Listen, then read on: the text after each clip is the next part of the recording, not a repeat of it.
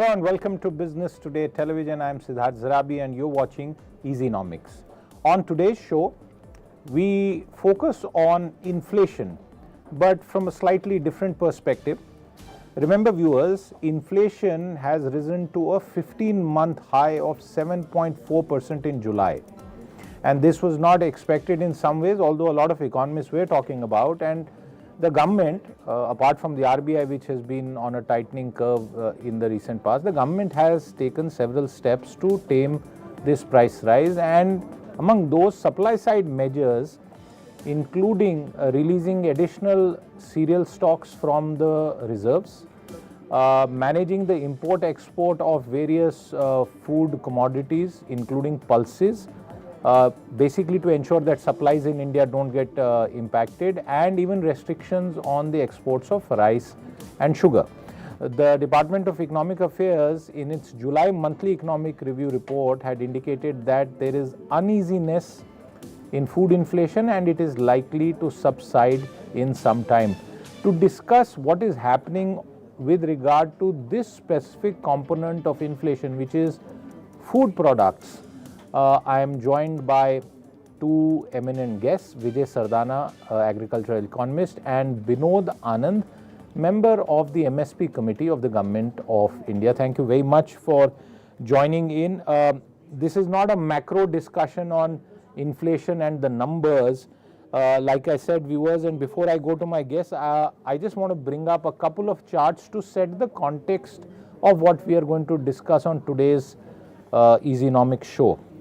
Let's try and look at the broad numbers first when it comes to consumer price inflation that we have been seeing in the recent past, and we have had several comments coming in.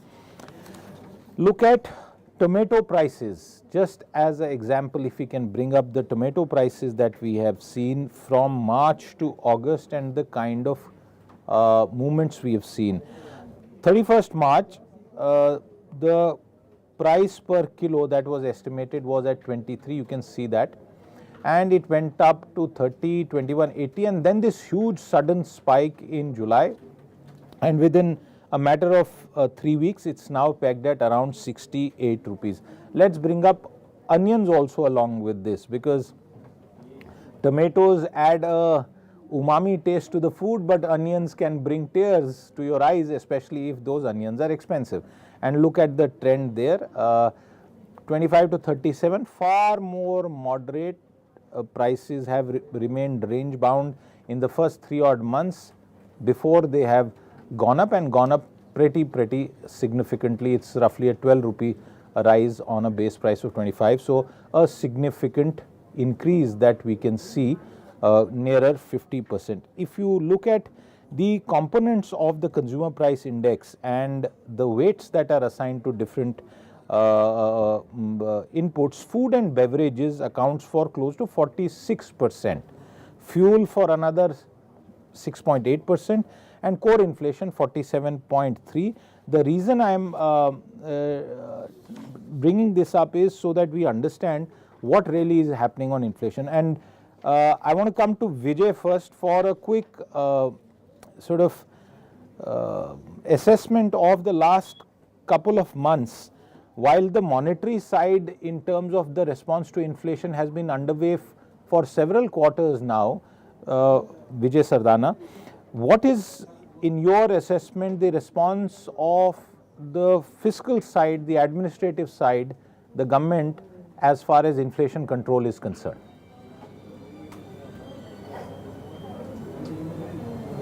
Vijay Sardana, that question was for you. Okay. Siddharth, good to all of you. See, as we know that inflation is always a politically sensitive subject in a country like India. Now, what is...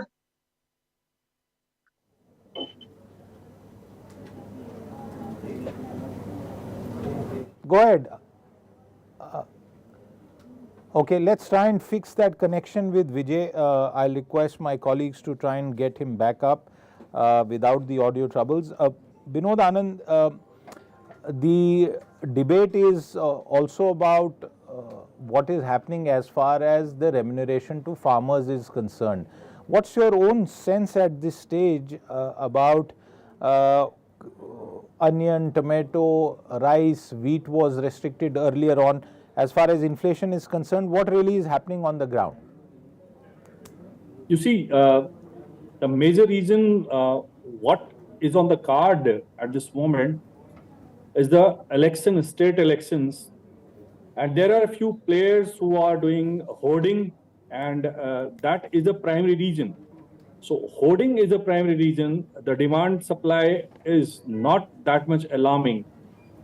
This is a state subject basically, and if there is a regulation at place, it doesn't get implemented properly when it comes to the state government. So that is the main reason why the food inflation, especially on this TPO, tomato, potato, and onion. So here the tomato and onion are the two essential commodities, as you say, in the food and beverages. So this is one of there are various reasons, but they are one of the reasons. These are one of the reasons. Now, when it comes to the price of say other essential commodities, when it comes to food inflation, it is not that much alarming. So these are the very reasons why the government has taken some different steps, some path-breaking steps, like putting 40% on onion exports. So at this moment, hoarders are they are hoarding too much of quantity of onion, and this will help in getting the inflation control, especially for the food commodities. Okay. Do you think that several of these items, for example, rice, and there have been some reports which the government has clarified that there is no further limitation that is being considered on export of parboiled rice, for example. Do you feel more needs to be done beyond TPO, like you said, tomato, potato, onion, because several responses are underway and we have seen prices cool off in tomatoes and onion. Is there more required to be done when it comes to food grains? You see, the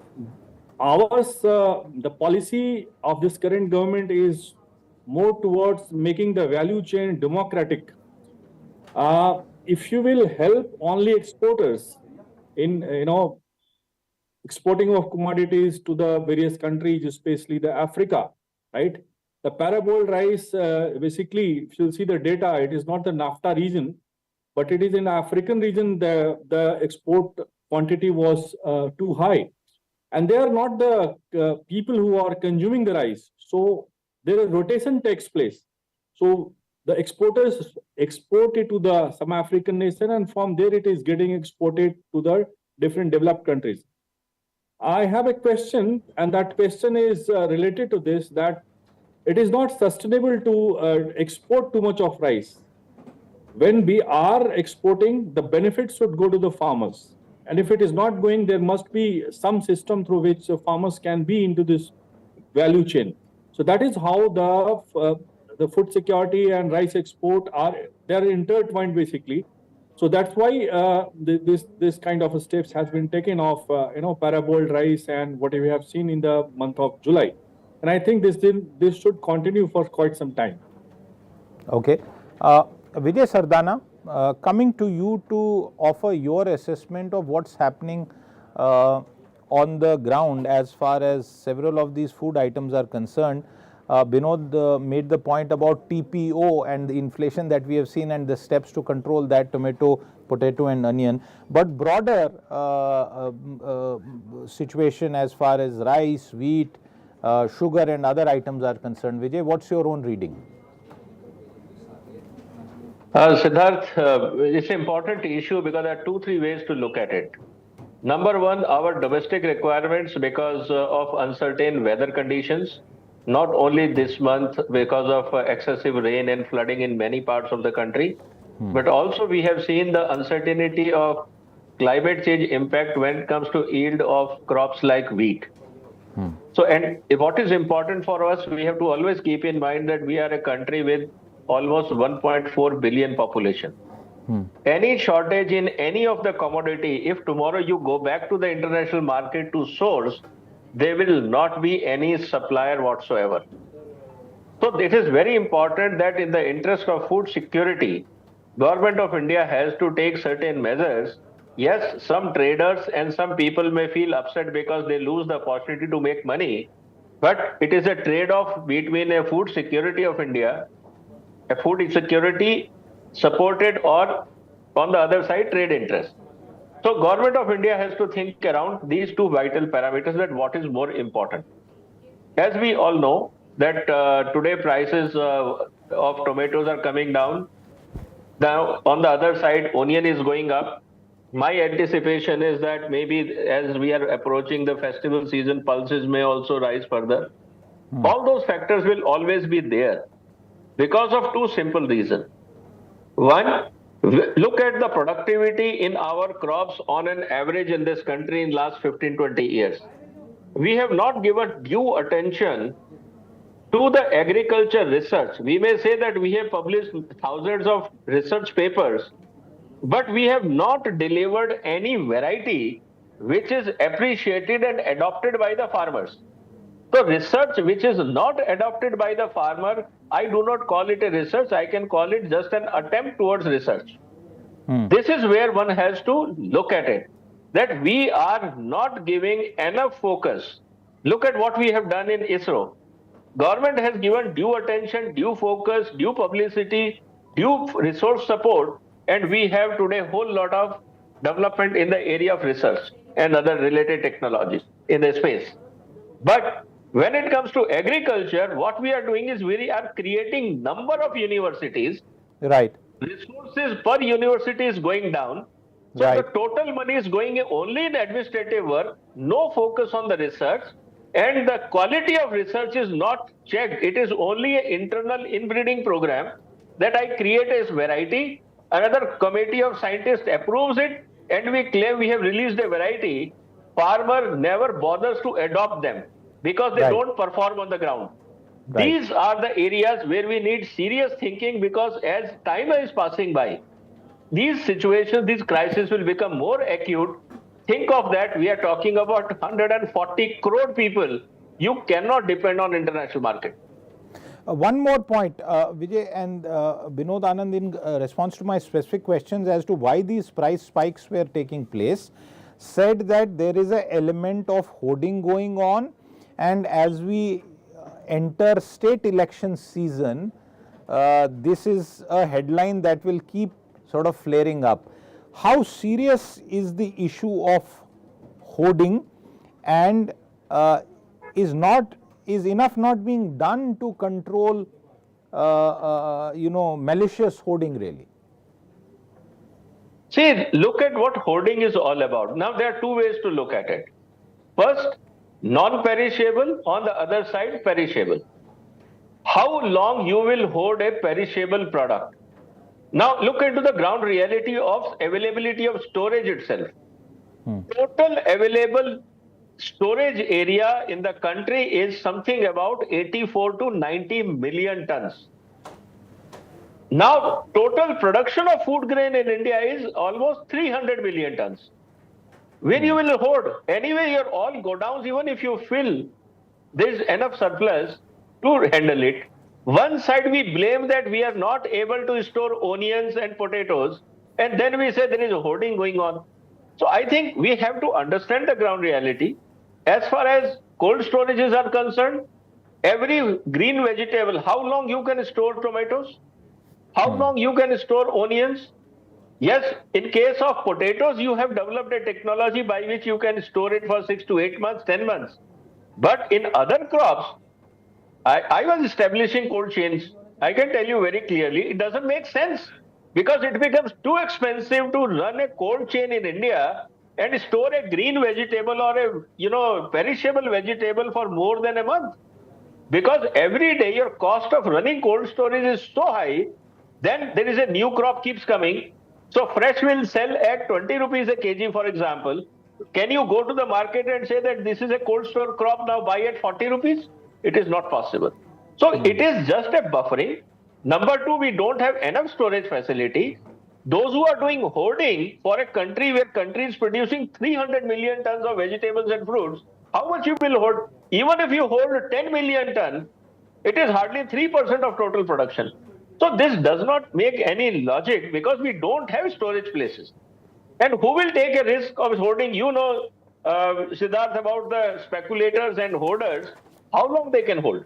So point here comes up is we have a serious supply chain constraint. Our area under agriculture is shrinking. We don't have enough. Demand is increasing. Please appreciate. Demand is increasing.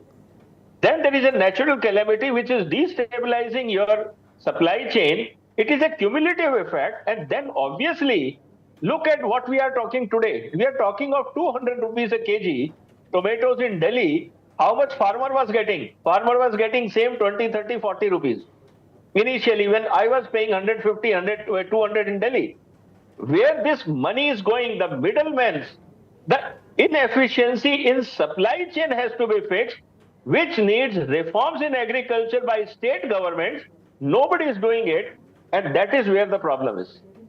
So, Binod, Anand, among the other points, the last one that Vijay made, that the problem of supply side management and even infrastructure enhancement is also a lot to do with states, but it is the central government that gets the rap, and the expectation and burden is more on it to take steps to reduce prices and keep inflationary spiral in check. Do state governments get away by just ensuring that the blame is always put on the center? Siddharth, we need to look at it from the different perspective. You see, the food and beverages, so if you will take on that thing, the perishable commodities, especially the horticultural products, the horticultural production is more than that quantity wise, it's more than that of cereals, right? And there is too much of ho-halla is only on MSP, and you procure this and you procure that. There is no MSP and there is no MSP policy for perishable commodities, especially when it comes to the horticultural product. There are value chain constraint. There is no supply chain constraint. And the inflation which is high is only due to the inadvertent rain. There are too much of rain, there was no transportation, and there is those kind of challenges. It happens every year. Since childhood, we are watching that.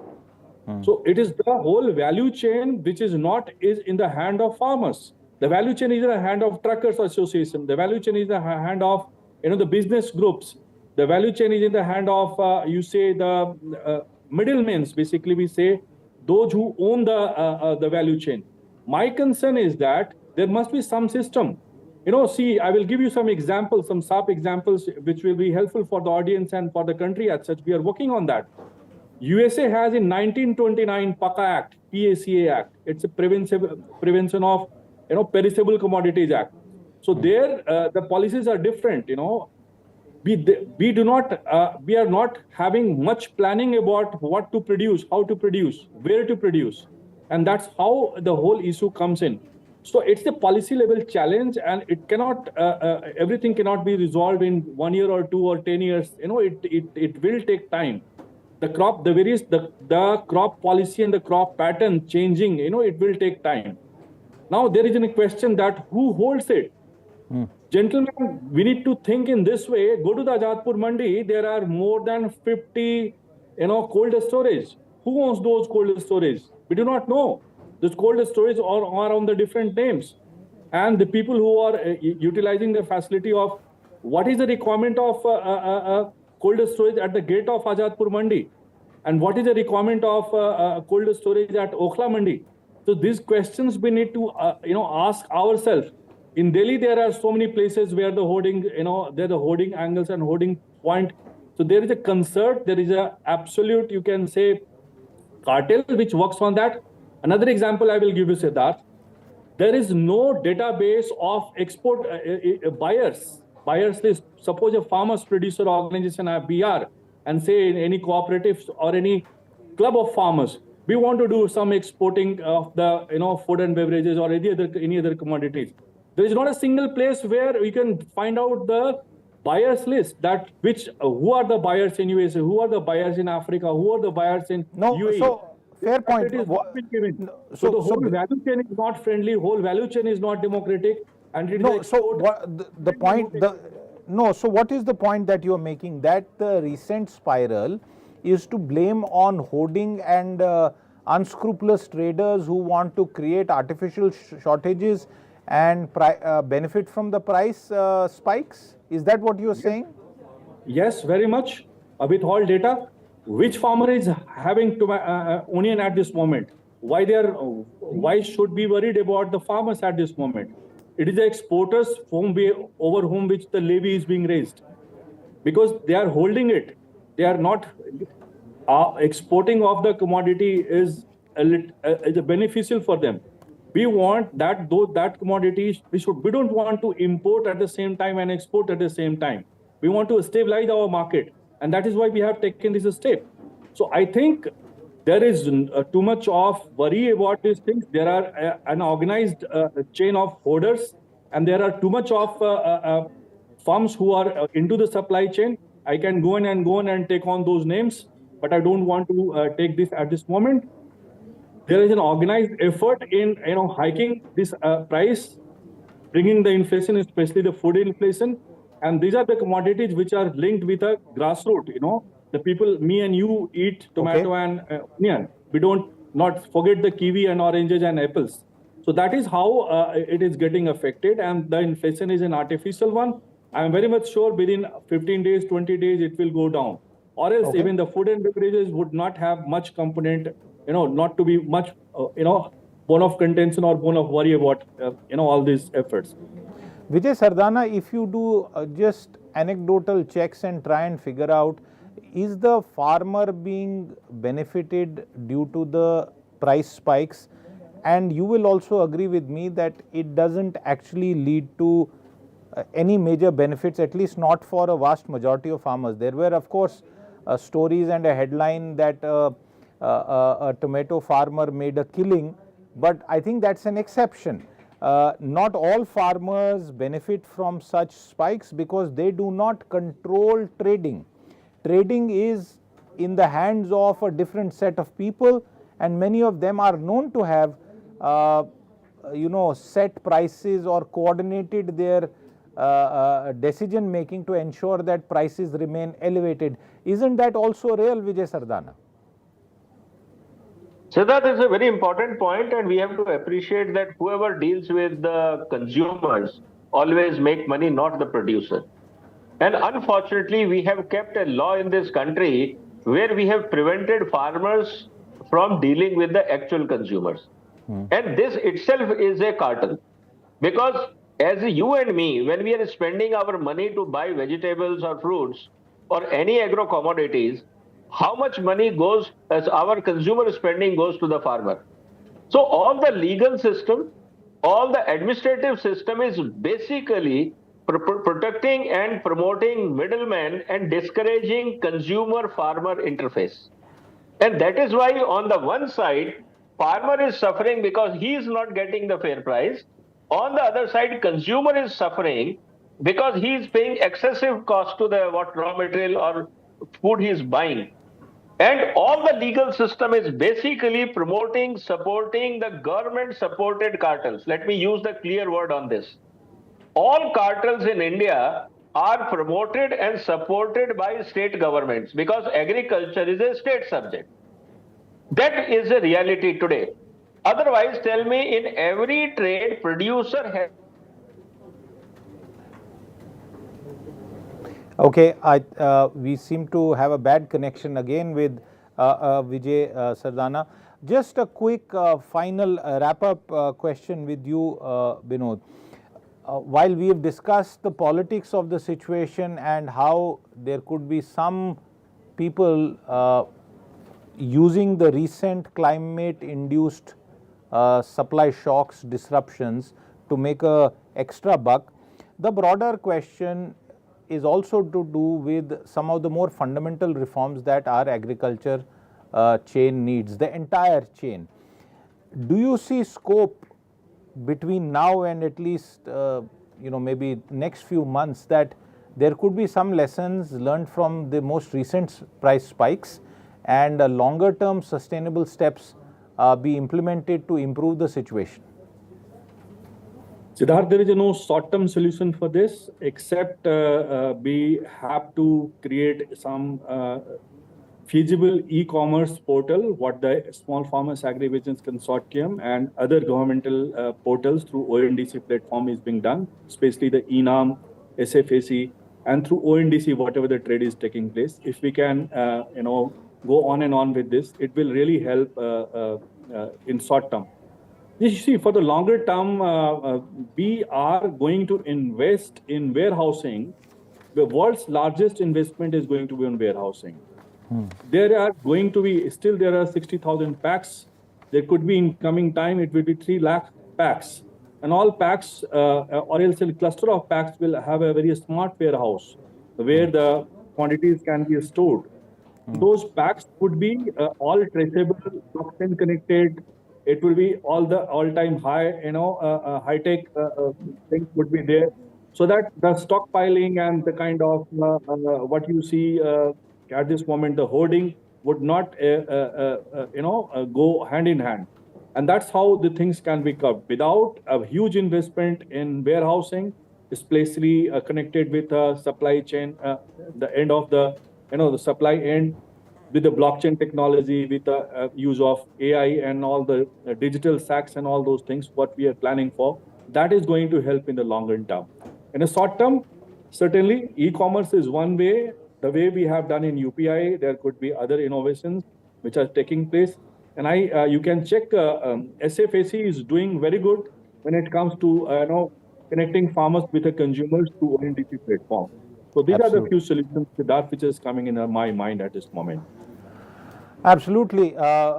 Viewers, you are also consumers, and it's very clear that there is every year a period of a few weeks when prices are topsy-turvy, especially of several food items, including the fresh category where storage and long transportation is not possible. We've seen a recent spurt with tomato, with onion, and even with potatoes, and it's clear that it's going to be there to stay every year unless certain long-term fundamental infrastructure related changes happen.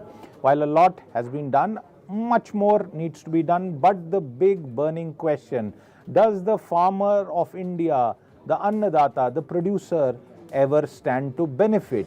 And 99% of the time you will see that that does not happen, because the traders, the other people do end up making a killing, and that in some ways continues to be a tragedy, not just for the consumer but for the producer of that valuable item.